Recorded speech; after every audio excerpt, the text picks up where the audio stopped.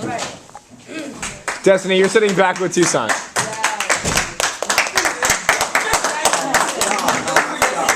Order!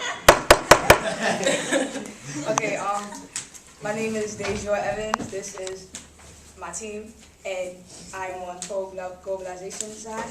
In this debate, we are going to argue that globalization is a good thing, and that it has benefited us health-wise, life-wise, and culture-wise. The amount of deaths from malaria is steadily decreasing thanks to non-governmental organizations like the World Health Organization. Oppressive governments were overthrown in North Africa and the Middle East thanks to things like the internet, which was a result of globalization. And cultural integration is spreading with places like New York, which is extremely diverse, like Chinatown and all the Jewish people in Eastern Parkway. And my opponent will probably argue that globalization is negative for the environment due to the greenhouse gases being emitted, but they are wrong, because multinational corporations have been conducting research to reduce the impacts of humans on the environment and reduce the limit of greenhouse gases. So, yeah. Hello, my name is Corum, and this is my team. And I argue for pro-globalization, and I wrote a poem. Without globalization, where would we be? How would anti-globalists even be able to speak if global trade hadn't reached its peak? There could be words never said if they were never spread. When have we ever limited growth, and why should we start now? How will other places be introduced to the internet, clothing, or even a cow? If we didn't globalize, how will our population increase? Think about how many people would die if our trade came to cease. Humanitarian efforts look out for global problems in health. So see, globalization is not based on wealth. 26 million cases of malaria reported, only 106,820 deaths. Malaria's mission was aborted. See, globalization is a worthy support system. Our expert witnesses can support what we can do.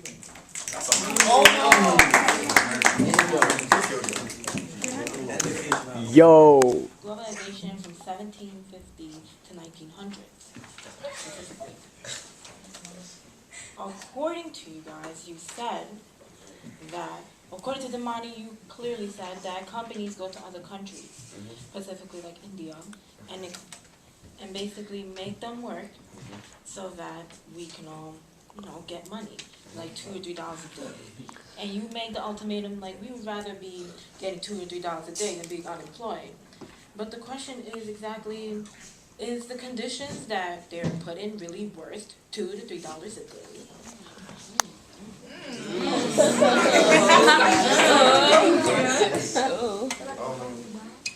If you would go on Google Images, you would see that the conditions, well, they are bad, that they could be worse, and that I'm trying to stay neutral right now, and that I'm gonna say that you can just look on Google Images and decide for yourself. It's an opinion.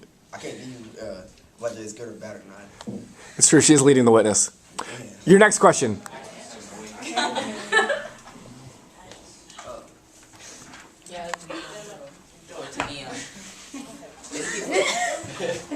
If people are getting jobs, wouldn't that mean that social classes are getting wealthier?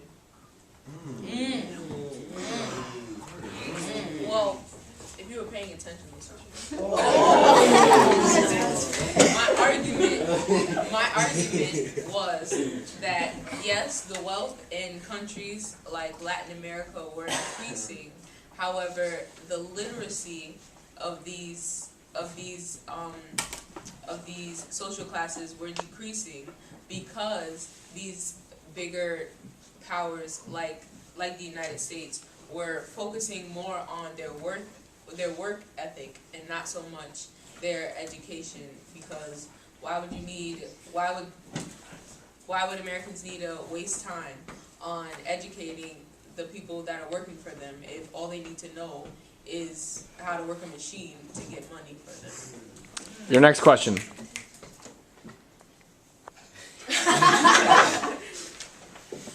Tucson. Do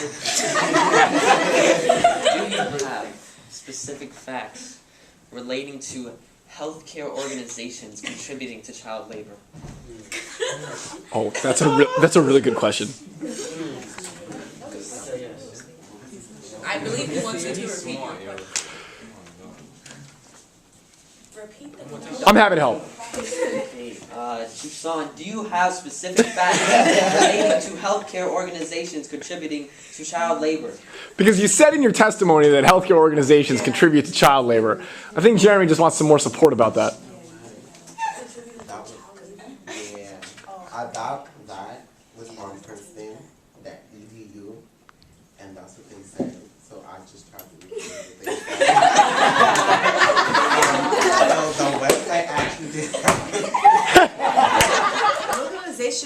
harmful because it has led to the damaging of cultures around the world, the destruction of the environment, and has led to unfair and degrading labor problems. Globalization is synonymous with Americanization. The American culture soon dominates other cultures. According to Friedman, the article we read 2 nights ago, the electric herd is an intimidating, coercive, intrusive force that forces us to assimilate and adopt American culture. Which means that, to his point, when he said that they accepted democracy, was it really their choice to accept democracy, or were they just forced by the American government to accept democracy? I'll leave you with that to think about. Good. Nice job.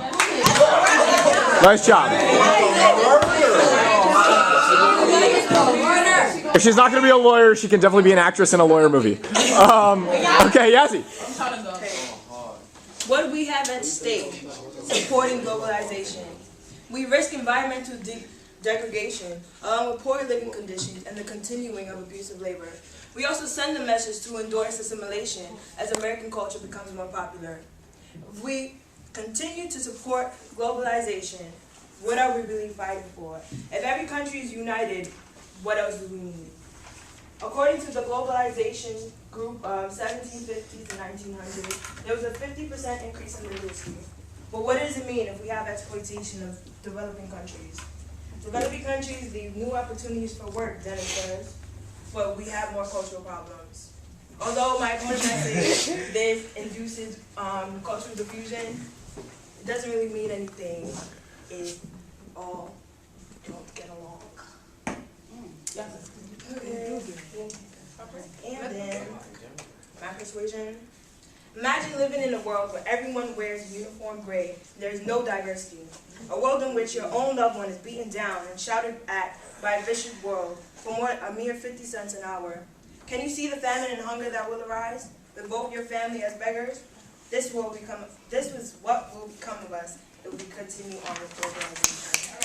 Globalization is overall beneficial for everyone. My opponents would argue that globalization has led to the loss of cultures and the depopulation of Latin Americans and Africans. Amanda argued that there was a loss of culture in Africa because of King Alfonso and other kings converting to Christianity. But they converted themselves because they wanted better trading relationships with the Portuguese.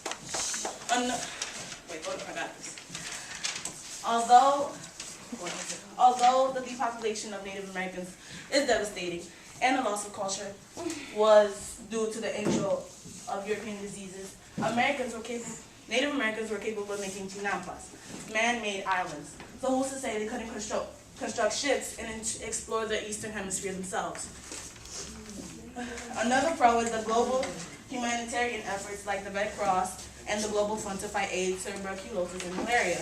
My opponents are focusing on globalization about how it has negative effects on specific ethnicities and nationality, when everyone is a part of the human race. And that is the race that should be everyone's primary focus. Unity is what comforts and empowers us. According to the WHO, there were 26 million cases of malaria in 2001, and there were only 106,820 deaths from malaria in 2001. Globalization saved an estimated 25,893,000 lives. And those lives are the reasons as to why the pros outweigh the cons and why globalization needs to continue. I'm gonna go straight to my last. Yeah, you better. I'm gonna say that my opponents argue that globalization has led to the exploitation of labor, such as children being used in factories. But they are wrong in that this is caused by the dependence of the world on industry, not globalization. Difference between this is that industrialization is due to mass profits being seeded by the world.